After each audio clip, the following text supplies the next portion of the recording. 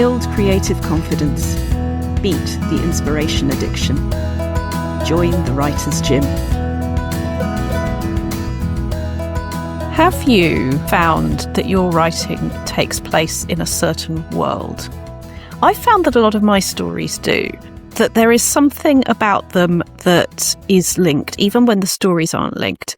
And some of my favourite authors have done that. So Maggie O'Farrell's first novels, and I'm not going to give any spoilers to this if you haven't read them already, have the characters hear things about a previous novel in a subsequent novel. The stories aren't really anything to do with each other, but it's just this lovely reminder that all of our lives are linked.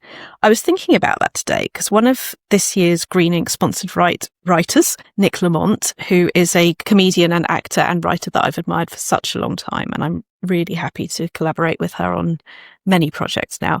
She said, the first 2 Green Ink sponsored write stories I wrote felt they could be from a similar world.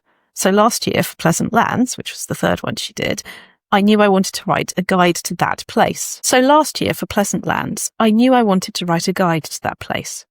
I put references to my first 2 stories into the third. When I sit down to write for this every year, maybe I'm going into that same fictional land. I love hearing about that because there are deeper truths than the literal.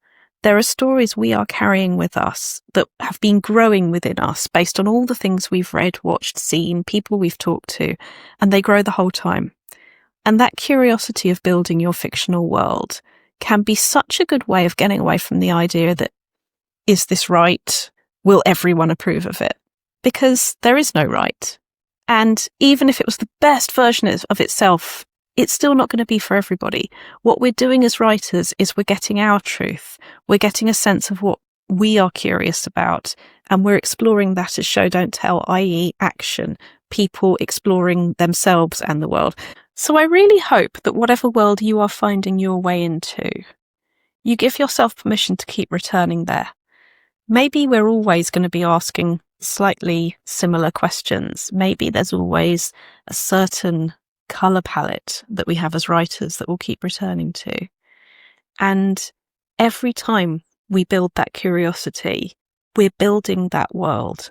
Even if it's a different world nominally to the last one, everything gets clearer and bigger and deeper. If you'd like to see what comes out of this year's sponsored write, the place to visit is justgiving.com/page/somewhere-that's-green.